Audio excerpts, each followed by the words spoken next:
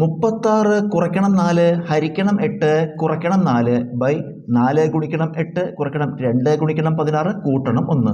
ഇവിടെ നമ്മൾ അംശത്തിൽ board mass നിയമം ഉപയോഗിക്കണം, ഛേദത്തിലും ബോർഡ് മാസ് നിയമം ഉപയോഗിക്കണം.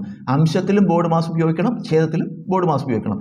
അംശത്തിൽ ബോർഡ് മാസ് ഉപയോഗിക്കുമ്പോൾ ബോർഡ് മാസ് എന്ന് പറയുമ്പോൾ ആദ്യം ബ്രാക്കറ്റ്, ഇവിടെ ബ്രാക്കറ്റ് ഉണ്ട്.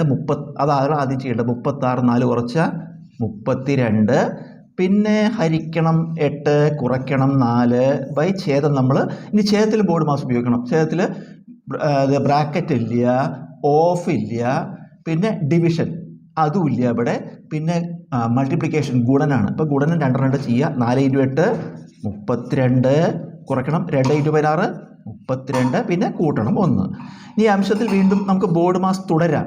ഇതിൽ പിന്നെ ഹരിക്കലുണ്ട് കുറയ്ക്കലുണ്ട്. അപ്പോൾ ഏതാ ആദ്യം?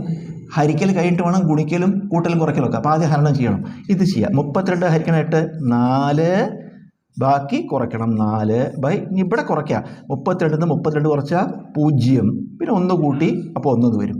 32 32 കുറച്ചാൽ 0, 1 കൂട്ടി ഇപ്പോൾ 1. ഇനി 4 4 കുറച്ച് എന്ത് വരും? 0 ബൈ 1.